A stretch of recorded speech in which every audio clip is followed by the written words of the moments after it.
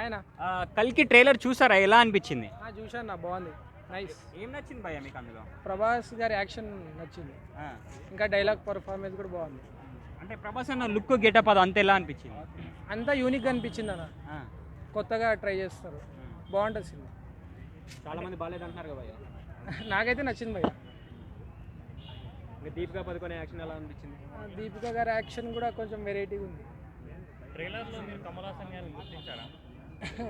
అమితాబ్ బచ్చన్ గారిని చూశాను. కమల్ హాసన్ గారిని చూడలేదా? చూడలేదు. లాస్ట్లో గుండుతో ఒక అతను వస్తాడు చూసావా? అది గమనించలేదు, అంత గమనించలేదా? అంత గమనించలేదు. ప్రభాస్ అన్న ఫైటింగ్ ఆ లాస్ట్లో కార్లోంచి బుజ్జిలోంచి ఎగిరేటప్పుడు అది అంత ఎలా అనిపించింది?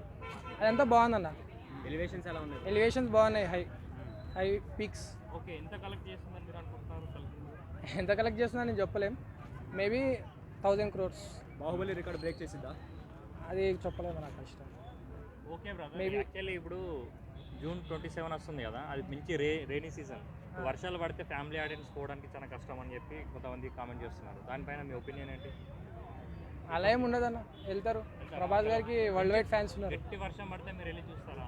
నేనైతే వెళ్ళి చూస్తాను. ఎంత వర్షం పడ్డా కూడా, తుఫాన్ వచ్చినా తుఫాన్ వచ్చినా ఏం లేదు, నేనైతే వెళ్తాను సినిమాకి, ఫస్ట్ డే ఫస్ట్ షో. అంతేనా? ఫ్యామిలీతో వెళ్తారా మీరు, ఫ్రెండ్స్తో? లేదు, ఫ్యామిలీతో.